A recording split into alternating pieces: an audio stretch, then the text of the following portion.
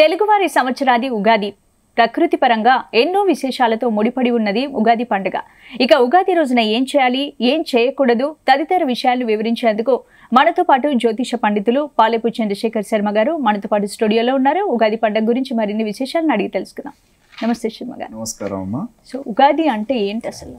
శ్రీ గురుభ్యో నమః, శ్రీమాత్రే నమః. జీ తెలుగు న్యూస్ ప్రేక్షకులకు శ్రీ క్రోధినామ సంవత్సర ఉగాది శుభాకాంక్షలు.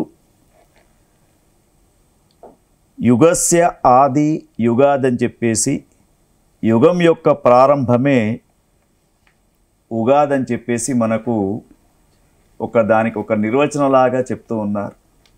అయితే ఈ యొక్క ఉగాది ఎట్లా ప్రారంభమైంది అనే దాన్ని మనం తీసుకున్నప్పుడు చైత్రమాసే జగద్బ్రహ్మ సపర్జ ప్రథమేహాని శుక్లపక్షే సమగ్రింతు తదా సూర్యోదయే సతి ప్రవర్తయామాస తథా కలస్య గణనామిపి గ్రహస్సగా నృతోన్మాసాన్వత్సరా. ఈ యొక్క శ్లోకాన్ని ఆధారంగా చేసుకొని చతుర్వర్గ చింతామణి ఒక వ్రతఖండంలో ఉగాదిని గురించి చక్కగా వివరించబడడం జరిగింది. ఏమిటి అంటే బ్రహ్మదేవుడు ఈ జగత్తును చైత్రమాసం శుక్లపక్షం ప్రథమ దివసమున మరి సూర్యోదయ వేళ సమగ్రముగా సృజించడంతో పాటు కాలగమనంలో గ్రహ నక్షత్ర ఋతుమాస ఇవన్నిటిని కూడా చెప్పడానికి, అంటే బ్రహ్మదేవుడు ఈ సృష్టిని ప్రారంభించినటువంటి మొదటి రోజు చైత్రశుక్ల పాడ్యమినే ఉగాదిగా చెప్పడం జరుగుతూ ఉంది. అయితే ఇది వాడుకలో ఈ యుగ ఆది అనేది ఉగాదిగా మారడం జరిగింది. అయితే ఈ ఉగాది అనేది ముఖ్యంగా సృష్టిస్థితి లయకారులైనటువంటి ముగ్గురులో బ్రహ్మ మరి లయకారుడు కాబట్టి ఆ లయకారుడు శివుడు, బ్రహ్మ స్థితికారకుడు, సృష్టికారకుడు కాబట్టి ఈ సృష్టికారకుడైనటువంటి బ్రహ్మ 4 యుగాలుగా విభజించడం జరిగింది. ఎట్లా అంటే కృతయుగం మొత్తం 17,28,000 సంవత్సరాలు కృతయుగం.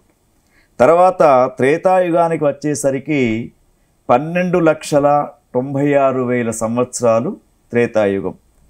ద్వాపర యుగానికి వచ్చేసరికి 8,24,000 సంవత్సరాలు ద్వాపర యుగం. మరి కలియుగం వచ్చేసరికి 4,32,000 సంవత్సరాలు 32,000 సంవత్సరాలు కలియుగం మొత్తం గణన. అయితే ఈ లెక్కలు ఏమిటంటే మనకు ద్వాపరయుగం శ్రీకృష్ణ పరమాత్మ ఎప్పుడైతే తన యొక్క ఆయన పరిసమాప్తంగా వెళ్ళిపోయాడు, అంటే ఆయన అంతర్లీనమైపోయాడు, అంతర్ధానం అయిపోయిన తర్వాత కలియుగం ప్రారంభించబడ్డది. ఆ కలియుగం మొత్తం ఎంత అంటే 4,32,000 సంవత్సరాలు మనకు గణన. అయితే ఉగాదికే మరొకటి ఏమిటంటే ఉగస్య ఆది ఉగాది అని మరొక అర్థం కూడా ఉంది. ఏమిటంటే నక్షత్రాల యొక్క గమనం అనేది ఆరంభమవుతూ ఉంటుంది. అయితే స్పందన మనకు మొత్తం 27 నక్షత్రాలు ఉన్నాయి. 27 నక్షత్రాలలో మొదటి నక్షత్రం అశ్విని. ఈ అశ్విని నక్షత్రం మొదటి రోజున, అంటే ఉగాది ప్రారంభం చేసే రోజున అశ్విని నక్షత్రం ప్రారంభమైపోయి అక్కడి నుండి మరి ఈ ఉగాది పండుగను చేసుకోవడానికి మనకు తెలుగువారికి ఒక ప్రసిద్ధి చెందినటువంటి పండుగగా పూర్వకాలం నుంచి వస్తూ ఉంది. అయితే ఉగాది కాలానికి సంబంధించినటువంటి పండుగ అని మరొక నిర్వచనం కూడా ఉంది. అంటే కాలం అనేది పరమాత్మ యొక్క స్వరూపం, భగవంతుని యొక్క స్వరూపమే కాలము. ఏది ఆగినా కాలం మాత్రం ఆగదు. కాబట్టి ఈ యొక్క కాలం అనేది మరి ఈ కాల గమనంలో తమ ప్రాణజాతిలో అనేక మార్పులు తీసుకొస్తూ ఉన్నాయి. అంటే ఒక 4 రకాల జాతులలో వాటికి కాలగమనం అనేది కొంత నేర్పుతూ ఉంది. దాంట్లో మానవ జాతి చాలా గొప్పది. అయితే ఈ మానవ జాతి ఎంత? మొత్తం 84 లక్షల జీవరాశులు ఉన్నాయి టోటల్గా. దీంట్లో 21 లక్షలు మానవ జాతి. ఈ మానవ జాతికి మరి ఈ ఉగాది సంవత్సరం చైత్రమాసంలో వసంత ఋతువులో ఉన్నటువంటి వాతావరణం ఏమి లాభం చేస్తూ ఉందంటే చక్కని బుద్ధినిస్తూ ఉంది కొత్త సంవత్సరం. తర్వాత పశుజాతికి మంచి సంతానం పొందే అవకాశం ఉంటుంది. అదేవిధంగా పక్షి జాతి ఉందనుకోండి, దానికి పక్షులన్నీ కూడా వసంత ఋతువు వచ్చేసరికి మొత్తం ఆహార పదార్థాలన్నీ తీసుకొచ్చుకొని అవి భద్రంగా దాచుకునే అవకాశం కూడా ఉంటుంది వాటికి. తర్వాత జలచర జాతి ఆహార సంసిద్ధత అనేది చేసుకుంటూ ఉంటుంది. అంటే ఉగాది అనేది ఇంత వైభవంగా మనకు కనబడుతూ ఉంది. ఓకే, అంటే క్రోధినామ సంవత్సర ఉగాది యొక్క విశిష్టత ఏంటి శర్మ గారు? చాలా మంచి ప్రశ్నమ్మా. ఎందుకంటే ఈ క్రోధి అంటేనే మనకు చాలామంది భయపడిపోతూ ఉన్నారు. అయితే మనకు ప్రభవ నుంచి మొదలు పెడితే అక్షయనామ సంవత్సరం దాకా 60 సంవత్సరాలలో క్రోధినామ సంవత్సరం సంఖ్య 38. ఈ 38 సంఖ్యను సంఖ్యాశాస్త్ర ప్రకారంగా తీసుకున్నప్పుడు 3 + 8 11. 11 అంటే ఏమిటి? ఏకాదశ రుద్ర స్వరూపాలు. అంటే ఈ క్రోధినామ సంవత్సరం పేరులోనే ఉంది మనకు క్రోధము అని. ఆ క్రోధి అనే దానికి అర్థము క్రోధము. అయితే ఈ క్రోధినామ సంవత్సరంలో మరి అందరూ క్రోధంగానే ఉంటారా అంటే దానికి ఒక శ్లోకం కూడా ఉంది. ఏమిటంటే అవిసంతతయ క్రోధివత్సరే సస్యవృద్ధయః దంపత్యోర్వైరమన్యోన్యం నృపాణాంచ పరస్పరం క్రోధ్యబ్దే సతసం రోగాః క్రోధలోభపరాయణః ఈతి దోషేణ సతతం మధ్య సస్యార్ఘ పృష్టయః. ప్రతి సంవత్సరానికి ఒక నిర్వచనం చెప్తారమ్మా స్పందన. అయితే ఈ క్రోధినామ సంవత్సరం యొక్క ఈ శ్లోక తాత్పర్యాన్ని మనం గమనించినప్పుడు క్రోధినామ సంవత్సరములో కొన్ని పంటలు మాత్రమే పండుతాయి. అంటే వ్యవసాయపరంగా క్రోధినామ సంవత్సరం కొంత కష్టంగానే ఉంటుందని చెప్తూ ఉన్నారు. తర్వాత అభివృద్ధి అంతంత మాత్రమే జరుగుతూ ఉంటుంది. ముఖ్యంగా నూతన దంపతుల మధ్య పరస్పరమైనటువంటి భార్యాభర్తల మధ్య పరస్పరమైనటువంటి వైరాలు ఎక్కువగా ఈ సంవత్సరం కలిగే అవకాశాలు ఉన్నాయి. అంటే చిన్న విషయానికి కూడా గొడవలు పెట్టుకొని కోర్టు కేసులు విడాకులు దాకా పోయే అవకాశం ఈ క్రోధినామ సంవత్సరంలో ఉంది. ముఖ్యంగా మరి రాష్ట్ర పాలకుల మధ్య కూడా పరస్పర విరోధాలు కనబడుతూ ఉన్నాయి. వర్షపాతం అనుకున్నంతగా పడదు. అదేవిధంగా కొన్ని కొత్త రోగాల కారణంగా ప్రజలు పీడించబడడానికి అవకాశం ఉంది. కుటుంబ కలతలు, రాజకీయ ఒడిదడుకులు, వడగండ్ల వానలు కురిసే సంవత్సరమే క్రోధి. అయితే క్రోధి అనగానే భయపడవలసినటువంటి అవసరం లేదు. ఆ క్రోధినామ సంవత్సరంలో కూడా చక్కని దేవతారాధన చేస్తే అన్ని విజయాలు పొందవచ్చు. ఓకే, ఉగాది పండుగ అందరూ ఇష్టపడే ఉగాది పండుగ, తెలుగు సంవత్సరం నూతన సంవత్సరాది ఉగాది పండుగను అసలు ఏ విధంగా జరుపుకోవాలి శర్మ గారు? చాలా మంచి ప్రశ్నమ్మా. ఎందుకంటే ఈ ఉగాది పండుగ అనేది మన తెలుగు జాతికి చాలా విశేషమైనటువంటి పండుగ కాబట్టి ఈ నూతన సంవత్సరం రోజున అంటే ఉగాది పండుగ రోజున మనం కొన్ని వేద మంత్రాలు మనకు చెప్తూ ఉన్నాయి, శాస్త్ర ప్రమాణాలు కూడా ఉన్నాయి. ఏమిటంటే ఈ ఉగాది రోజున ముఖ్యంగా మనము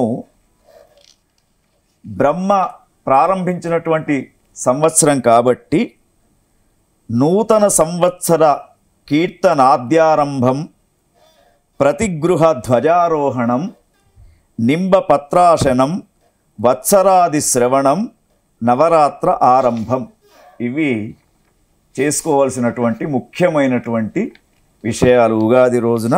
ఎందుకంటే ముఖ్యంగా ఉగాది రోజున ఏమి చేయాలి అనే ప్రశ్నకు ఒకటి ఆచరించాల్సినటువంటి విధులలో ఒకటి తైలాభ్యంగ స్నానం, 2 నూతన వస్త్ర అలంకరణ, 3 ధమనేన బ్రహ్మ పూజనం, తర్వాత నింబ కుసుమ భక్షణం, పంచాంగ శ్రవణం, ప్రపాదానం, రాజదర్శనం, వసంత నవరాత్రి ఉత్సవ ప్రారంభం. ఇన్ని మనము ఈ యొక్క ఉగాది రోజున చేసుకోవాలి. అంటే మన ఉగాది పండుగ రోజు ముఖ్యంగా ఉగాది పచ్చడికి ఉన్న ప్రాముఖ్యత ఏంటి? ఉగాది పచ్చడికి జీవితానికి ఉన్న సంబంధం ఏంటి? చాలా మంచి ప్రశ్న అమ్మా. ఎందుకంటే దీన్నే ఉగాది పచ్చడిని మనం అంటున్నాం. నింబ కుసుమ భక్షణం అని దానికి ఒక పేరు. అయితే ఈ ఉగాది పచ్చడిలో నింబ కుసుమ భక్షణం అనే దాంట్లో ఏమేమి తీసుకుంటాం మనం?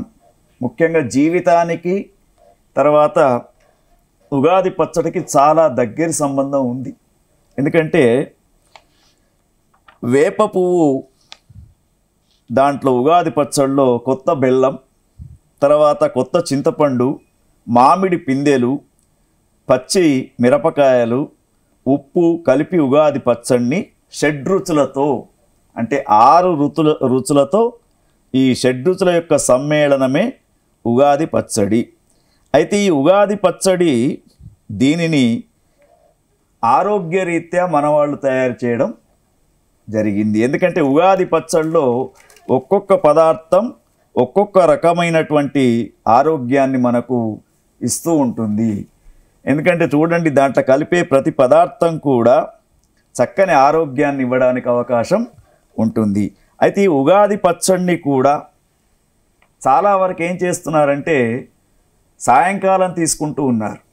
కానీ ఉగాది పచ్చడిని ఉదయం మనం ఇప్పుడు చెప్పుకున్నటువంటి ఉగాది కార్యక్రమాలన్నీ కూడా చేసుకోవాలి. చేసుకున్న తర్వాత ఉదయం పూట నువ్వుల నూనెతో స్నానం చేయాలి.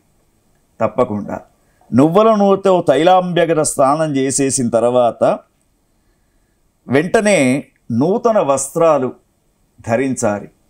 నూతన వస్త్రాలు ధరించిన తర్వాత మన ఇష్టదేవత ఆరాధనను చేసి ఆ ఇష్టదేవత ఆరాధన దగ్గరనే ఈ ఉగాది పచ్చడిని కూడా నివేదన చేసి ఆ ఉగాది పచ్చడిని 6 రుచులతో ఉన్నటువంటి ఉగాది పచ్చడిని కుటుంబ సభ్యులంతా కూడా కలిసి నింబ కుసుమ భక్షణం అనే దాన్ని తీసుకోవాలి.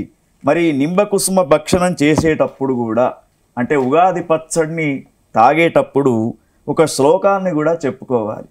ఏమిటది? శతాయుర్వజ్రదేహాయ సర్వ సంపత్కరాయ చ సర్వారిష్ట వినాశాయ నింబకం దళభక్షణం అని.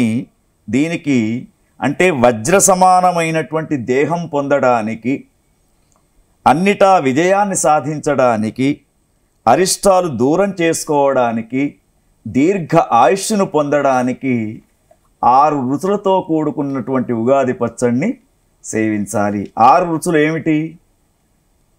ఒకటి పులుపు, తీపి, వగరు, కారము. అంటే జీవితంలో కూడా అనేక రకాల సమస్యలు ఉంటాయి. ఒక్కొక్కసారి తీయని గులాబ్ జామ్ తింటే ఎంత స్వీట్ ఉంటుందో జీవితంలో కూడా అంత చక్కని నిమిషాలు వస్తూ ఉంటాయి, సమయం వస్తూ ఉంటుంది. అంటే మంచి మంచి విషయాలు. ఒక్కొక్కసారి జీవితంలో ఒగరు ఏ విధంగా అయితే ఉంటుందో జీవితంలో కూడా కొన్ని విషయాలు వస్తూ ఉంటాయి. కొన్ని విషయాలు, చేదు విషయాలను కూడా మనం చూడవలసి వస్తూ ఉంటుంది. కాబట్టి ఉగాది పచ్చడి మానవ జీవితానికి ఆ సంవత్సరం అనుభవించే కష్టసుఖాల గురించి అన్నిటిని ఎదుర్కొనే ధైర్యం తెచ్చుకోవాలని చెప్పేసి ఒక సందేశాన్ని ఇవ్వడం జరుగుతూ ఉంటుంది. శర్మ గారు, మరోవైపు ఉగాది రోజు ముఖ్యంగా పంచాంగ శ్రవణం గురించి ప్రతి ఒక్కరూ ఇంపార్టెన్స్ ఇస్తారు పంచాంగ శ్రవణంకి. మరి పంచాంగ శ్రవణం ఎందుకు చేస్తారు అసలు ఉగాది రోజు? చాలా చక్కని ప్రశ్న మా స్పందన. ఎందుకంటే మనకు ఇంతకుముందే తెలుసుకుంటూ ఉన్నాం. ఒకటి నువ్వుల నూనెతో స్నానం చేయడం, 2 కొత్త వస్త్రాలను ధరించడం, 3 దమనంతో బ్రహ్మ పూజ. ఇది చాలా వరకు మన దగ్గర చేయరు. దమనం అంటే మనకిప్పుడు దండలు కట్టేటప్పుడు మధ్యలో ఆకులు పెడుతూ ఉంటారు, వాటిని దమనం అంటారు. దమనపు ఆకులు, వాటితో మాత్రమే బ్రహ్మను పూజించాలి. ఆ రోజు ఆ ఆకులతో బ్రహ్మను పూజించాలి. బ్రహ్మను పూజిస్తే ఏంటంటే సృష్టి నిర్మాణం చేసింది ఆయన కాబట్టి ఆ బ్రహ్మను ఎవరైతే పూజిస్తూ ఉంటారో మనకు శుభం జరుగుతుందని చెప్పేసి. తర్వాత ఇంకొకటి ఏమిటంటే నింబ కుసుమ భక్షణం ఇంతకుముందే చెప్పుకున్నాం మనం. తర్వాత ఇంకో విషయము, ధ్వజారోహణ కూడా తప్పకుండా చేయాలి. ధ్వజారోహణం అంటే ఇంటిపైన బ్రహ్మ బొమ్మతో కూడుకున్నటువంటిది కానీ, ఆంజనేయ స్వామి ధ్వజం కానీ, ఇవి తప్పకుండా మరి ధ్వజారోహణం అనేది తప్పకుండా చెయ్యాలి. ధ్వజారోహణంతో పాటు ఇంకొకటి కూడా ఉందమ్మా, ప్రపాదానం అని దీనికి ఇంకో పేరు. ప్రపాదానం అంటే చలివేంద్రం. అయితే ఈ చలివేంద్రాలు కూడా ఇప్పుడు మనకు ఉగాది నుంచి వేసవి తాపం ఎక్కువగా ఉంటుంది కాబట్టి ఉగాది నుండి మన పూర్వీకులు ఎవరైతే చనిపోయి ఉన్నారో, అంటే మన తాతలు లేదా తండ్రులు తల్లులు, వాళ్ళ పేరు మీద 4 మాసాలు చలివేంద్ర కేంద్రాలు పెట్టాలి. అంటే వాటికి సరి అయినటువంటి రంజన్లు కావచ్చు, గ్లాసులు. వేసవిలో ప్రతి జీవి కూడా అన్ని ఆహారం కంటే ఎక్కువ కోరుకునేది నీరు. తర్వాత ఈసారి నీటి కాలుష్యం కూడా విపరీతంగా కాబోతూ ఉంది, అది మనం ముందు చెప్పుకుందాం. కాబట్టి ఈ చలివేండాలను ఏర్పాటు చేయడం, తర్వాత ముఖ్యంగా వసంత నవరాత్రి ఉత్సవాలను కూడా ప్రారంభం చేస్తారు. ఈ వసంత నవరాత్రి ఉత్సవాలు సరిగ్గా ఉగాది రోజున కలశస్థాపన చేసేసి దేవీ నవరాత్రులుగా ఏ విధంగానైతే చేస్తారో అదేవిధంగా నవరాత్రి ఉత్సవాల్లాగా శ్రీరామచంద్రుని యొక్క నవరాత్రి ఉత్సవాలు కూడా చేస్తూ ఉంటారు. ఎందుకంటే మనకు సరిగ్గా 9 రోజులకు మనము ఉగాది నుండి శ్రీరామనవమికి లెక్క పెట్టుకుంటే 17వ తేదీ, 9వ తేదీ ఉగాది అయితే 17వ తేదీ శ్రీరామనవమి వస్తూ ఉంది. కాబట్టి మరి ఆ శ్రీరామనవమి రోజున తప్పకుండా రామో విగ్రహవాన్ ధర్మ అనే చెప్పే విధంగా ఆ రాముని యొక్క ఆరాధన కూడా చేయాలి. ఇంతకుముందు మీరు అడిగినటువంటి ప్రశ్న స్పందన ఏమిటంటే పంచాంగ శ్రవణం ఎందుకు? అయితే మనము ప్రతి పంచాంగం పైన ఒక శ్లోకం ఉంటుంది. ఆ శ్లోకాన్ని అర్థం చేసుకుంటే పంచాంగ శ్రవణం ఎందుకు అనేది మనకు తెలుస్తూ ఉంటుంది.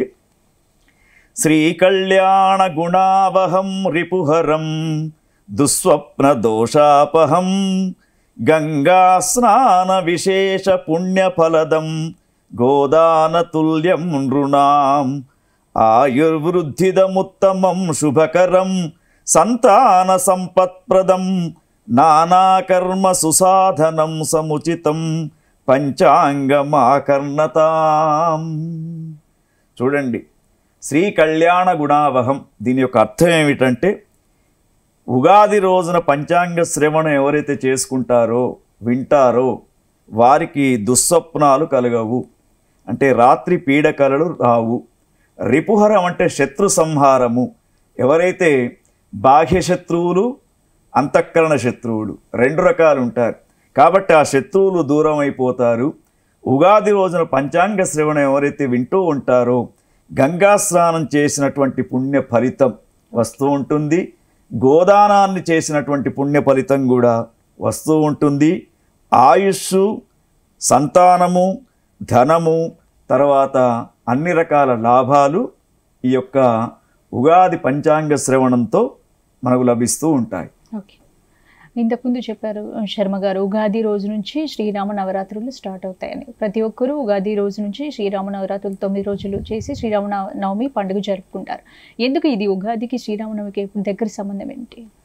ముఖ్యంగా మనకు చైత్రమాసం ఆరంభం కాగానే మరి రామచంద్రుడు పుట్టింది కూడా చైత్రమాసంలోనే స్వామి జన్మించాడు కాబట్టి మరి పునర్వసు నక్షత్రంలో రాముని యొక్క జననం, రామ లక్ష్మణ భరత శత్రుఘ్నులు 4 కూడా మరి దశరథునికి, తర్వాత కౌసల్య, కైకేయి వారికి సుమిత్రకు కలిగినటువంటి సంతానం కాబట్టి ఆ రామనవమి నవరాత్రి నుండి అంటే ఉగాది నుండి సరిగ్గా 9 రోజులకు శ్రీరాముడు అవతరించినటువంటి సమయం కాబట్టి నవరాత్రి ఉత్సవాలను చేసుకోవాలి. అయితే నవరాత్రి కూడా ఎందుకంటే ముఖ్యంగా కాలం ఒక యుగం ప్రారంభమైనప్పుడు కొన్ని కొత్త కొత్త వ్యాధులు కూడా రావచ్చు.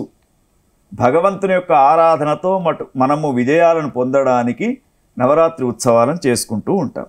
ఓకే శర్మ గారు, ఇప్పుడు ఉగాది పండుగ రోజున ఏం చేయాలి, ఏం చేయకూడదు? ఉగాది పండుగ రోజున మనం ఇంతకుముందు చెప్పుకున్నాం. అయితే ఈ యొక్క ఉగాది అనేది ముఖ్యంగా భగవంతుని యొక్క కీర్తనలు ఆ రోజు వినాలి, చదవాలి. తర్వాత మన ఇంటికి ఉన్నటువంటి దేవాలయాలకు ఉన్నటువంటి ద్వారాలకు చక్కని మంగళ తోరణాలు, మామిడాకులతో మంగళ తోరణాలు పెట్టుకోవాలి. ధ్వజారోహణం చేయాలి. ఉగాది పచ్చడి ఏదైతే ఉందో దాన్ని సేవించాలి. తర్వాత పంచాంగ శ్రవణం వినాలి. తర్వాత పెద్దల యొక్క ఆశీస్సులు తీసుకోవాలి. తర్వాత ఇంకొకటి ఏమిటంటే ఉగాదికి వస్తున్నటువంటి వాతావరణంలో వస్తున్నటువంటి మార్పులకు అనుగుణంగా ముఖ్యంగా ఉగాది రాగానే కుహు కుహు అనే కోకిల గొంతులు, వసంత మరి మనకంతా కూడా వేడి, కానీ ఆ వసంత ఋతువులో మామిడి చిగుళ్ళు, ఏ విధంగానైతే ప్రకృతిలో ఉన్నటువంటి పచ్చదనం, ఇవన్నీ కూడా చూస్తూ ఉంటే మనకు చాలా ఆహ్లాదకరంగా ఉంటుంది. కాబట్టి ఉగాది రోజున తప్పకుండా మన మంచిని, ఆ సంవత్సరం మొత్తం కూడా మంచిని కోరుకోవడానికి ఉగాది రోజున మనము చక్కగా అన్నీ కూడా చెయ్యాలి. తర్వాత ముఖ్యంగా ఈ ఉగాది రోజున్నే పూర్వకాలంలో చూసినప్పుడు ఈ శ్రీ మహావిష్ణువు మత్స్యావతారం ఎత్తి సోమకాసురుని నుంచి వేదాలను రక్షించి బ్రహ్మదేవుడికి అందజేసినటువంటి శుభదినం ఉగాది కాబట్టి దీన్నే మత్స్య జయంతి అని చెప్పేసి అంటారు. కాబట్టి వేదాలు వచ్చినటువంటి వారు వేద అధ్యయనం చేయడము, లేదా ఒక గురువు దగ్గరికి వెళ్ళి మంత్రోపదేశం తీసుకోవడం తప్పకుండా ఉగాది రోజున చేయవలసినటువంటి ఒక చక్కని పని. తర్వాత ముఖ్యంగా ఈ ఉగాది రోజున ఇంకా ఉగాది రోజున జరిగినటువంటి విషయాలు తీసుకున్నప్పుడు శ్రీరాముడు త్రేతాయుగంలో ఉగాది రోజున అయోధ్య నగరాన్ని చేరుకొని రాజ్యలక్ష్మిని స్వీకరించాడు. కాబట్టి రామచంద్రస్వామి యొక్క పూజను తప్పకుండా చేసుకోవాలి. విక్రమార్క చక్రవర్తి, శాలివాహన చక్రవర్తి పట్టాభిషిక్తులైనటువంటి రోజు కూడా ఉగాది అని చెప్పేసి, తర్వాత ధర్మరాజు సింహాసనాన్ని అధిష్ఠించినటువంటి రోజు, అంటే పాండవులు కౌరవుల యొక్క కురుక్షేత్ర సంగ్రామం తర్వాత మరి ధర్మరాజుకు పాండవ అగ్రజుడైనటువంటి ధర్మజుడు ఆ రోజున సింహాసనం అధిరోహించినటువంటి రోజు ఉగాది అని చెప్పేసి, బ్రహ్మను ఇంద్రుణ్ణి ప్రార్థించి పూజ చేసే రోజు కూడా ఉగాది అని చెప్పేసి మనకు చెప్తూ ఉంటారు. అయితే ఈసారి ఉగాది అనేది ఎట్లా ఉంది అంటే ముఖ్యంగా ఈ క్రోధినామ సంవత్సరంలో మనకు ఉగాది పండుగలో అంటే మనం పంచాంగ శ్రవణం చేయడం లేదు. ఇప్పుడు ఇది కేవలం మనం ఉగాది ఎట్లా జరుపుకుంటున్నాం ఏంటనేది చూస్తున్నాం. కాబట్టి క్రోధినామ సంవత్సరంలో అప్పుడప్పుడే పరమాత్మ ఏం చేస్తాడంటే ఒక 9 మంది క్యాబినెట్ను నిర్మాణం చేసుకుంటాడు. అయితే ఈసారి ఉగాది మనకు ఎప్పుడు వచ్చిందంటే మంగళవారం రోజు వచ్చింది. ఏ రోజు వస్తే ఆ రోజు ఉన్నటువంటి గ్రహము దానికి రాజుగా ఉంటాడు. మంగళవారం ఏమిటి? కుజుడు. అంటే కుజుడు రాజుగా ఉన్నాడు కాబట్టి తర్వాత ఈ మంత్రివర్గంలో చూసినప్పుడు మంత్రి శని, తర్వాత సైన్యాధిపతి శని, సస్యాధిపతి కుజుడు, అదేవిధంగా ధాన్యాధిపతి చంద్రుడు, అర్ఘ్యాధిపతి శని, మేఘాధిపతి శని, రసాధిపతి గురువు, నీరసాధిపతి కుజుడు, మరి పశుపాలకుడు యముడు. అంటే ఇప్పుడు క్యాబినెట్లో చూసినప్పుడు 9 మంది నవనాయకులలో చూసినప్పుడు ఒక 2 మాత్రమే మంచి గ్రహాలు, 2. మిగతా 7 గ్రహాలు పాపగ్రహాలు. కాబట్టి ఈ సంవత్సరము అన్ని విషయాలలో చాలా భయంకరంగా ఉంటుంది. ప్రజలకు అనుకోనటువంటి ఆపత్తులు ఎక్కువగా వస్తూ ఉంటాయి. తర్వాత ముఖ్యంగా మనకు క్రోధినామ సంవత్సరంలో గ్రహణాలు ఏవి కూడా లేవమ్మా. చాలామంది గ్రహణాల గురించి యూట్యూబ్లలో అమెరికాలో ఉండే గ్రహణాల గురించి కూడా పెడుతూ ఉన్నారు. సరే, అమెరికాలో ఉన్నవాళ్ళు చూస్తే బాగానే ఉంటుంది, కానీ ఇక్కడ ఉన్నవాళ్ళు కూడా గ్రహణాల గురించి అనేక అనుమానాలు అడుగుతూ ఉన్నారు. భారతదేశంలో కనిపించే గ్రహణాలు ఏవి కూడా లేవు. తర్వాత ముఖ్యంగా ఈసారి వివాహాలు కూడా సుమారుగా ఒక 110 రోజులు శుక్ర గురుమూఢం ఉంది కాబట్టి ఆగస్టు దాకా వివాహాలు కూడా కనిపించడం లేదు. తర్వాత ఇంకొకటి ఏమిటంటే, మనకు ఈ సంవత్సరం నర్మదా నదికి పుష్కరాలు వస్తూ ఉన్నాయి. అంటే మే 1వ తేదీ వృషభ రాశిలో గురువు ప్రవేశించినప్పుడు నర్మదా నదికి పుష్కరాలు వస్తూ ఉంటాయి. మరి నర్మదా నది పుష్కరాలలో తప్పకుండా 1 మే నుండి 12 మే దాకా పుష్కరాలు ఉన్నాయి. కాబట్టి ఈ పుష్కర స్నానం చేసినటువంటి వారికి నర్మదా బాణలింగాలని చెప్పేసి ఆ నర్మదా నది యొక్క ప్రవాహానికి వస్తున్నటువంటి శివలింగాలు కూడా దొరుకుతూ ఉంటాయి. అక్కడికి వెళ్ళి ఎవరైతే ఈ 12 రోజులలో నర్మదా పుష్కరాల్లో స్నానం చేస్తారో, పెద్దలకు పితృకర్మలు చేస్తూ ఉంటారో, వాళ్ళకు కూడా అనుకూలమైనటువంటి మరి చక్కని ఈ పుష్కరాస్ అనేది వస్తూ ఉంది. తర్వాత ఒక్కసారి మనం చూసినప్పుడు ఈ సంవత్సరం మేషం, కర్కాటకం, కన్య, వృశ్చికం, మకరం ఈ 5 రాశులు ఏ గ్రేడ్లో ఉన్నాయి అంటే వీళ్లకు శని, గురువు 2 బాగా ఉంటాయి. తర్వాత వృషభం, తుల, ధనుస్సు ఇవి బి గ్రేడ్లో ఉన్నాయి. వీడికి 50-50 వర్క్స్ జరుగుతూ ఉంటాయి. తర్వాత మిథునం, సింహం, కుంభం, మీనం ఇవి చాలా ఘోరమైనటువంటి పరిస్థితులలో ఉన్నాయి. కాబట్టి తప్పకుండా వారు భగవంతుని యొక్క ఆరాధన చేయాలి.